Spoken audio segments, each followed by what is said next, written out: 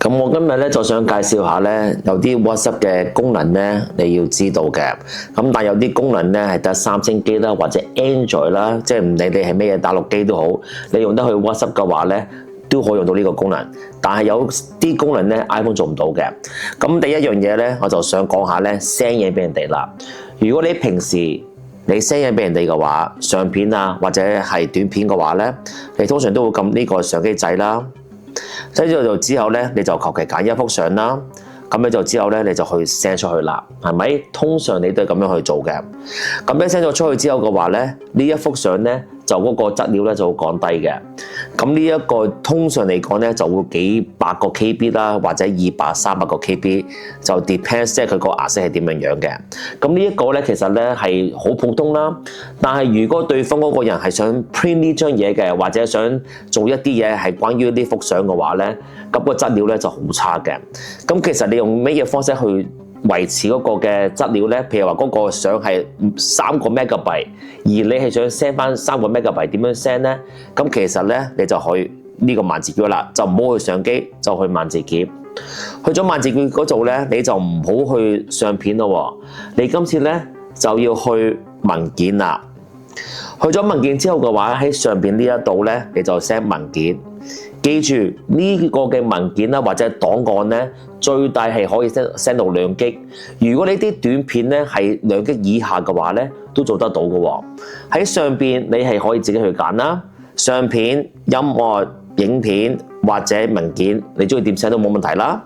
咁譬如話你會見到嘅呢條短片啦，呢個 MP4 啦係7.88 MB、5.59 MB。如此類推，如果嗰個 megabyte 係咁大嘅話咧，你會見到 5.6 megabyte， 咁佢就維持 5.6 個 megabyte。你一 send 咗佢嘅話咧，就會變成咁樣樣嘅。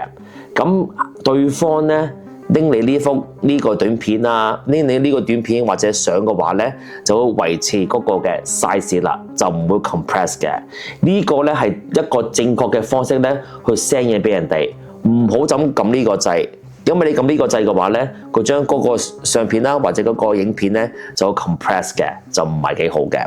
第二個功能咧，我就想講下咧，就係你要記住呢樣嘢，就係話咧，你每一次 send 嘢俾人哋嘅話，或者收一啲嘢嘅話咧，佢係會儲存咗你啲空間嘅，阻住晒你啲空間嘅。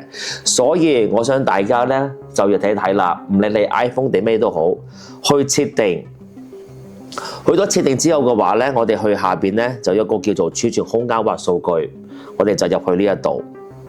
入到去之後嘅話咧，我哋就去處理啦 ，OK？ 管理儲存空間呢一度咧就係你要想知嘅嘢啦。你去到嚟呢度5個 megabyte咧，即係大嘅檔案，你撳一撳佢，你會見到咧呢一度咧就係成扎嘅嘢啦，見唔見到？你呢度咧就可以取消啦。有好多嘢咧，你可能咧你係未見過啦，或者你係唔記得咗，你 send 過出去或收過，但係仍然咧都喺個電話裏邊嘅。